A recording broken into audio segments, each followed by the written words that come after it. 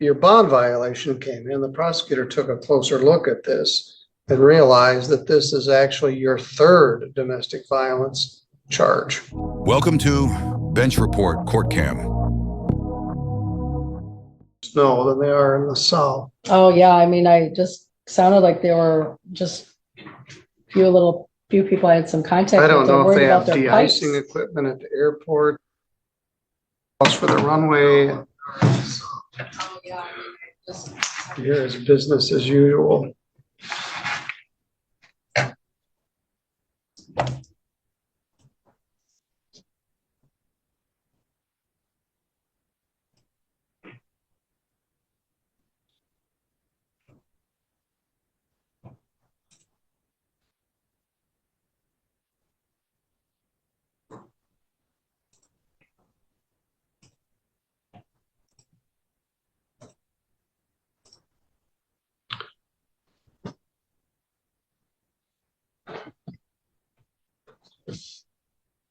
All right, we are here for an emergency bond violation hearing. This would normally be staffing time for sobriety court, but we're going to deal with this matter. This is in the matter of Tricia Marie. I believe you prefer Tepfer. You can go by Haskins now. All right. Haskins was your maiden name, correct? All right. I believe the last time you told me Tepfer, but I'll go with Tricia Marie Haskins. The file number here is 242304.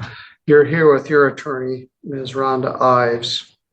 Also present is the Chief Assistant Prosecuting Attorney Joshua Robert. You were charged on December 28th with a domestic violence charge. I think I saw you on the last day of the year, and bond was set. Matter is set for an attorney pretrial for February 7th, which is the first Friday in February, with Ms. Ives as your lawyer. It is a condition of your bond that you not have any contact with the complaining witness here, Randy Tepfer. I got an email over the weekend advising me that you had been arrested for an alleged violation of that bond.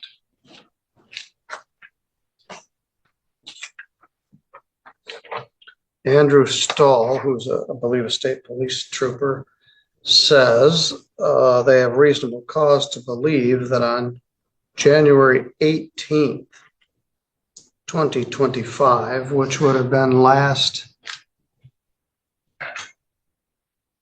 Saturday, that you violated your bond condition by having voluntary contact with Randy Tepfer. So you were taken into custody. My administrator was working over the weekend and scheduled this matter for today on an emergency basis. Ms. Ives was already scheduled to be here today. Now, while we're waiting, Mr. Robert indicated there was a plea offer in this case. And I'll state it as I understand it. You're charged with domestic violence first offense for this incident that allegedly occurred on December 28th. Domestic violence first offense is a misdemeanor. It's punishable by up to 93 days in jail and a fine of up to $500. Once your bond violation came in, the prosecutor took a closer look at this and realized that this is actually your third domestic violence charge. You had one in 2013, 13-311-SM, a domestic violence. Probation was actually revoked. It wasn't successful. Then you had another domestic violence in 2014, 14-1443-SM. Those are just the ones here in St. Joe County. I'm not sure if there's any others. Meaning the prosecutor could charge this as a felony domestic violence third offense, which is punishable by a maximum of 5 years imprisonment. Mr. Robert indicated if you plead to the misdemeanor first offense, they would not pursue charging it as a third offense felony case. Is that correct, Mr. Robert? That's correct. All right. And then there's also the issue of the bond violation. Ms. Ives, what's your client's position here? I have discussed the offer with my client. My client at this time would like to plead as charged, considering the fact that the prosecutor could charge this and may charge this as a more serious offense. She's also willing to take responsibility for the bond violation as well. Is that true, Ms. Haskins? Yes. All right. Let me ask you a couple things. Anybody threaten you to get you to plead to this other than that plea offer I stated on the record? No, sir. Or promise you anything other than that? No, sir.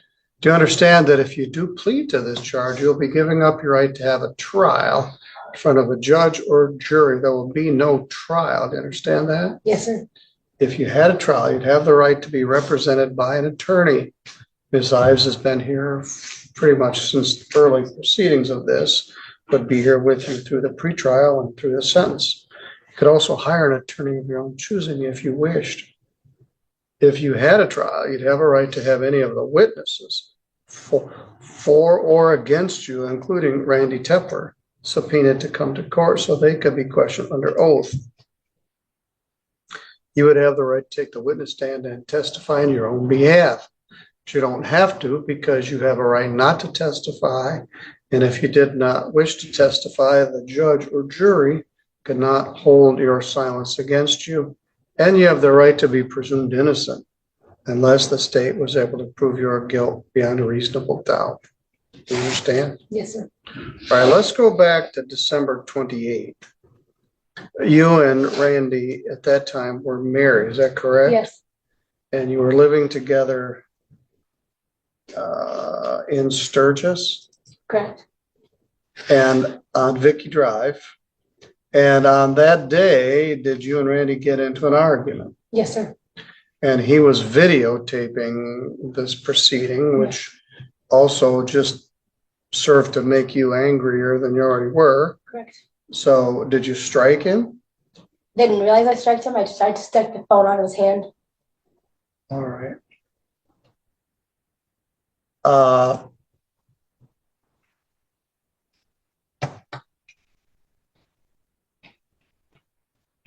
He always does that when we get an argument. He'll try to record the end of it.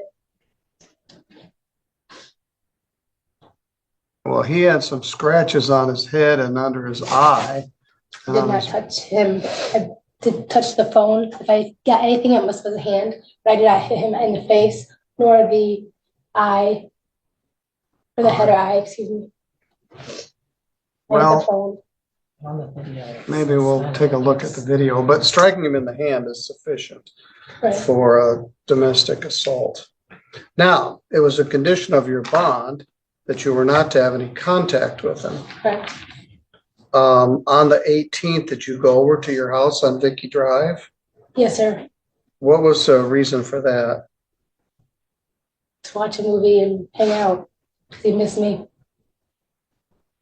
All right, this is one of those things that sometimes you need to get to the bottom of. There's a bond condition that you weren't supposed to have any contact, but did he allow you to come over there? Yes, sir. And then when things went haywire, then he called the police. It was crazy. All right, tell Nothing me. even happened, and he literally just. I heard over the Bluetooth speaker because he had it hooked up to his phone. He went outside. I heard on the thing 911 dispatch, and then I flipped because I was in my pajamas getting ready to watch a movie, and then I couldn't find my keys. I couldn't. Once again, here I am leaving with nothing because I don't even have my phone or anything anymore because he's taken everything. But yes, that was my fault, and he said he was calling, and I tried to get out of there, and I. Well, it doesn't sound like much of an aggrieved victim.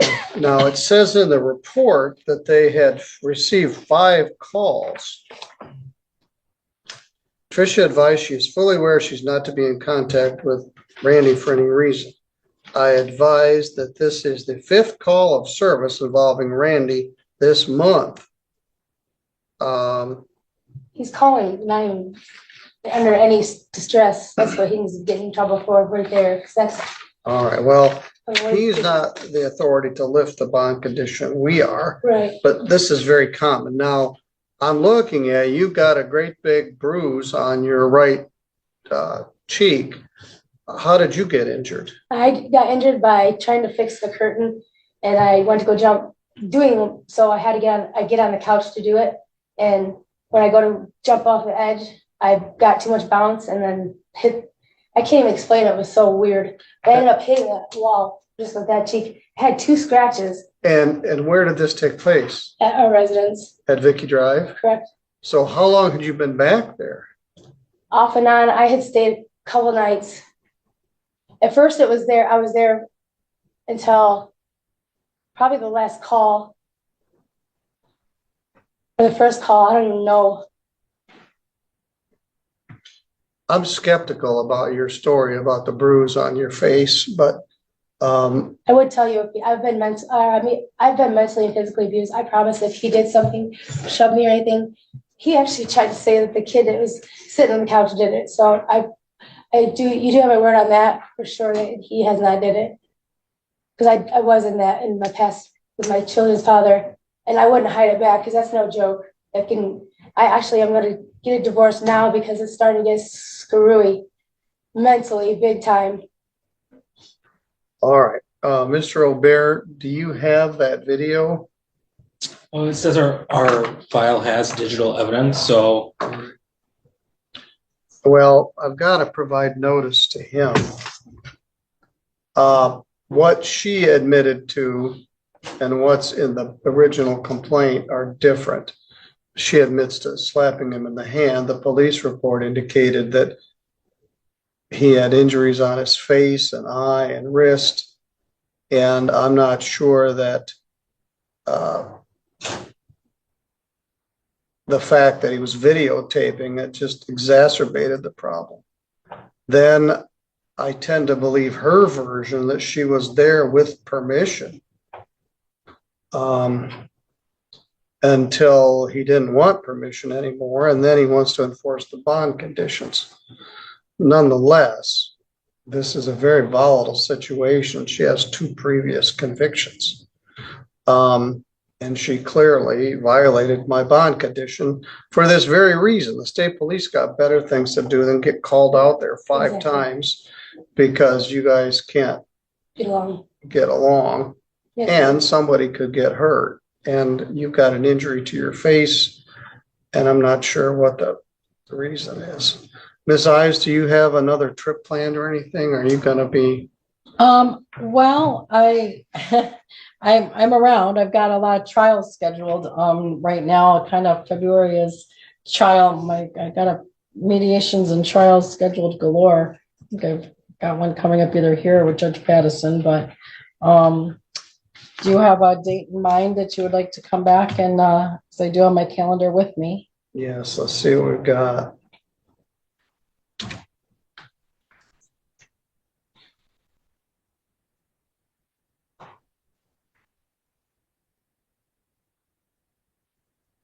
If it helps, I am here on Thursday, January 30th at 11:30. I think I've got a PB. Yeah, you're screwing me up. That's a terrible time and date for me. Okay. But the clerk put it in there. I called and said, who put this hearing in at 11:30? Sorry, sir. I have a meeting at noon that I'm supposed to start the meeting, and I'm probably going to have to cancel it or move it. I will be here. Knowing that, Your Honor, I'll be here and ready to go. All right. I'll make a note. Thank you. Anything earlier than 11:30 would be appreciated, but I asked them not to put anything at 11:30 on a Thursday. And you're scheduling difficulty because you're busy in multiple counties, so we often run into this. I'm looking at Wednesday the 29th.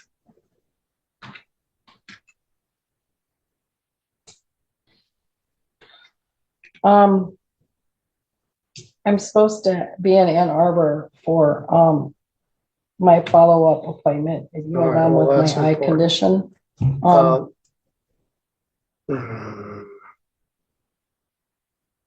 The reason is my inclination is to leave her in jail. I don't want to take longer than I have to. I'm supposed to wait 10 days, but I think we can get Mr. Tepfer in here When are you, other than next Thursday, the 30th, which is already causing me a problem, do you have any other day you're set to be here next week? I don't, but I could, well, I'm here on the 30th, all afternoon. I'm here, I don't have anything scheduled on the 31st, but All my right, we morning can, is I think we open. can do it in the afternoon, which is where I would have wished they would have set the other case. And that's fine if you wanted to reset that case, Your Honor.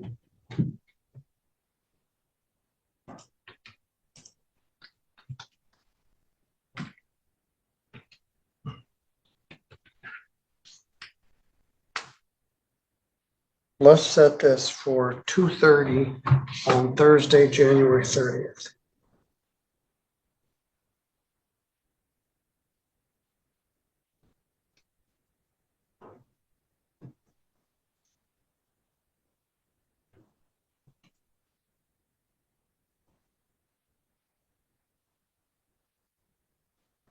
This is a third domestic violence offense, and there's a violation of the bond. I'm going to cancel the bond. Also, she doesn't have anywhere to go. I want to make some arrangements on what to do with you when you get out of custody. I'm going to contact the jail staff. Have you got someplace to go? I can go to my father's, and I can stay there. I just knew that, yeah, All right, I I need can input go there from the and be victim. held accountable.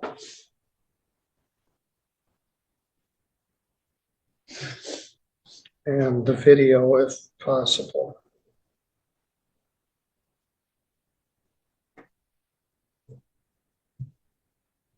All right, you're going to be warm and safe for a couple days, but we're going to address this next Thursday at 2:30.